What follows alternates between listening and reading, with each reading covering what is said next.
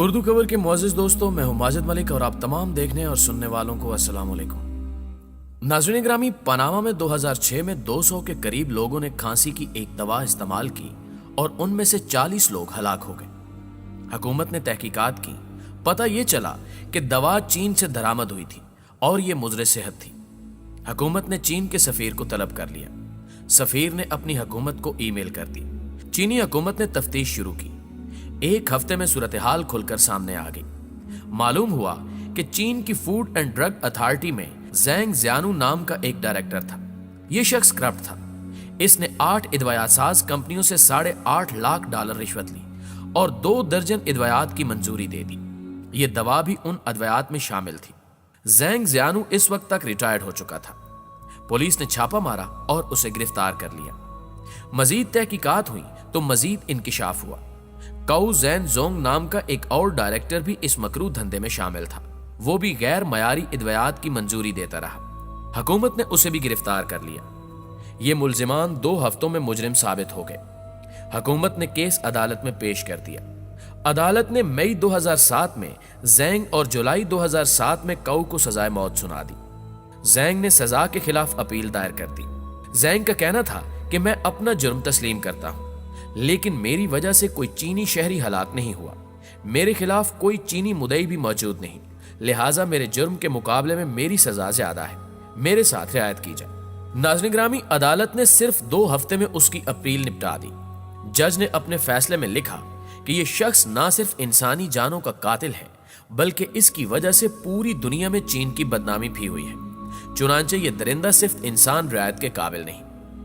حکومت نے اپیل مسترد ہونے کے بعد زینگ کو 10 جولائی 2007 کو گولی مار کر ہلاک کر دیا، جبکہ دوسرے ملزم کاؤ کو بھی چند ہفتے بعد دوسری دنیا بھجوا دیا گیا۔ یہ کیس جتنا عرصہ چلتا رہا، چینی میڈیا روز پاناما ادویات اور فوڈ اینڈ ڈرگ اتھارٹی کے سابق ڈائریکٹرز کی خبریں شائع کرتا رہا۔ یوں پاناما چین میں خاصا مقبول ہو گیا۔ پیارے دوستو، اب آپ اس کیس کا کمال دیکھیے۔ یہ دونوں حضرات اگر پاناما کے شہری ہوتے تو انہیں وہاں سزائے موت نہ ہوتی۔ یہ زیادہ سے زیادہ 10 برس کے لیے جیل بھجوا دیے جاتے یا پھر ان کی جائیداد ضبط کر لی جاتی۔ لیکن چین نے 10,000 کلومیٹر دور ایک دوسرے ملک میں ادویات کے استعمال سے مرنے والے لوگوں کے بدلے اپنے 2 ریٹائرڈ افسروں کو سزائے موت دے دی۔ کیوں؟ کیونکہ چین سمجھتا تھا کہ یہ لوگ ملک کی بدنامی کا باعث بنے ہیں۔ آپ اب پاکستان کی مثال لے لیجیے۔ لاہور ملک کا دوسرا بڑا شہر ہے۔ میو ہاسپٹل اس شہر کا قدیم ترین اسپتال ہے۔ 13 جنوری کو انکشاف ہوا کہ میو اسپتال میں دل کے مریضوں کو جعلی سٹنٹ ڈالے جاتے ہیں۔ یہ انکشاف FIA کی ایک ٹیم نے کیا۔ FIA کا ایک صحت مند اسسٹنٹ ڈائریکٹر مریض بن کر اسپتال گیا۔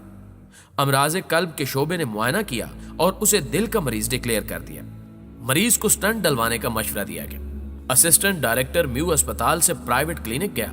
کلینک کی مشینوں نے اسے مکمل صحت مند قرار دے دیا۔ FIA نے تحقیقات شروع کر دی۔ پتہ چلا کہ اسپتال میں ڈاکٹروں اور طبی عملے کا ایک گینگ کام کر رہا ہے۔ گینگ میں پروفیسرز بھی شامل ہیں۔ یہ لوگ مریضوں کو جعلی سٹنٹ لگاتے ہیں۔ ہسپتال کو ایک کمپنی جعلی اور غیر معیاری سٹنٹ فراہم کرتی ہے۔ یہ سٹنٹ $6,000 مالیت کے ہوتے ہیں، لیکن مریض سے $2 لاکھ وصول کیے جاتے ہیں۔ پروفیسر نے سٹنٹ فراہم کرنے والی کمپنی کو اسپتال میں باقاعدہ کمرہ دے رکھا ہے۔ FIA نے اس کمرے پر چھاپا مارا اور $4 کروڑ مالیت کے سٹنٹ برآمد کر لیے۔ ان سٹنٹس پر کسی کمپنی کا نام چھپا تھا اور نہ ہی ایکسپائری ڈیٹ درج تھی۔ یہ دھندا برسوں سے جاری تھا۔ یہ لوگ ہزاروں مریضوں کو جعلی اور غیر معیاری سٹنٹ لگا چکے تھے۔ FIA کو معلوم ہوا کہ یہ جعل ساز صحت مند لوگوں کو بھی مریض ڈکلیئر کر کے انہیں سٹنٹ لگا دیتے ہیں، اور وہ بیچارہ صحت مند شخص پوری زندگی دل کی ادویات استعمال کرتا رہتا ہے۔ پتہ چلا یہ سلسلہ صرف ایک اسپتال تک محدود نہیں، بلکہ ملک میں ایسے درجنوں اسپتال موجود ہیں جہاں برسوں سے یہ دھندا جاری ہے۔ ناظرین گرامی، یہ ایک مثال تھی۔ آپ اگر تھوڑی سی گہرائی میں جا کر دیکھیں تو آپ کو پاکستان کے اکثر اسپتال سلاٹر ہاؤس اور ڈاکٹر کسائی نظر آئیں گے۔ آپ کسی دن دبئی چلے جائیں، آپ وہاں اپنا میڈیکل ٹیسٹ کرائیں اور اس کے بعد پاکستانی اسپتالوں اور لیبارٹریوں میں چلے جائیں۔ آپ یہ دیکھ کر حیران رہ جائیں گے کہ آپ کو دل کا ڈاکٹر دل، آنکھ کا ڈاکٹر آنکھ، گردے کا ڈاکٹر گردے، جگر کا ڈاکٹر جگر اور دماغ کا ڈاکٹر دماغی مریض قرار دے گا۔ یہ لوگ آپ کو 1,00,000-2,00,000 روپے کا نسخہ بھی لکھ دیں گے۔ آپ کسی دن پاکستانی لیبارٹریز کی رپورٹس کا تجزیہ بھی کر لیں۔ آپ اگر مریض ہیں تو یہ لیبارٹریاں آپ کو صحت مند، اور آپ اگر صحت مند ہیں تو یہ آپ کو مریض قرار دے دیں گی۔ آپ کو یہ فرق ادویات کے معیار میں بھی ملے گا۔ میں انسولین استعمال کرتا ہوں۔ میں 10 سال سے فرانس سے انسولین لا رہا ہوں۔ میں نے 3 ماہ قبل پاکستانی انسولین شروع کی۔ آپ یقین کیجئے کہ میری شوگر آؤٹ آف کنٹرول ہو گئی۔ میں نے دوبارہ فرانس سے انسولین منگوائی، استعمال کی اور میری شوگر کنٹرول میں آ گئی۔ فرانس اور پاکستان دونوں میں انسولین ایک ہی کمپنی فراہم کرتی ہے، لیکن معیار میں زمین آسمان کا فرق ہے۔ آپ کو یہ فرق ڈسپرین میں بھی ملے گا۔ آپ امپورٹڈ ڈسپرین استعمال کریں اور اس کے بعد پاکستانی ڈسپرین کھائیں، آپ کو فرق جاننے میں صرف چند منٹ لگیں گے۔ آپ کو یہ فرق خوراک میں بھی ملے گا۔ پاکستان میں بچوں کو اب ماں کا دودھ بھی خالص نہیں ملتا۔ صابن بنانے والی فیکٹریاں یورپ سے استعمال شدہ گھی اور کوکنگ آئل منگواتی ہیں۔ یہ آئل استعمال کے قابل نہیں ہوتا، لیکن یہ لوگ یہ آئل پکوڑے سموسے تلنے اور بسکٹ کیک بنانے اور مٹھائیاں تیار کرنے والوں کو فروخت کر دیتے ہیں، اور یہ لوگ یہ آئل ہمارے معدوں میں انڈیل دیتے ہیں۔ دودھ میں کیا کیا ملاوٹ ہوتی ہے اور چائے کی پتی اور پانی میں کیا کیا ہو رہا ہے، یہ اب ڈھکی چھپی بات نہیں رہی۔ ہم کتنے بدنصیب لوگ ہیں۔ ہم خوراک کے درندوں سے بچ جاتے ہیں تو ہم ڈاکٹروں کے قابو میں آ جاتے ہیں، اور یہ ظالم 6,000 روپے کا سٹنٹ 2,00,000 روپے میں ہماری نسوں میں ٹھونک دیتے ہیں، لیکن حکومت نوٹس لینے کے علاوہ کچھ نہیں کرتی۔ ان کی دوڑ ہم مجرموں کو قرار واقعی سزا دیں گے تک محدود رہتی ہے۔ میری حکومت پاکستان اور جناب عمران خان سے درخواست ہے کہ آپ خوراک اور ادویات کے معاملے پر خوفناک اتھارٹی بنا دیں۔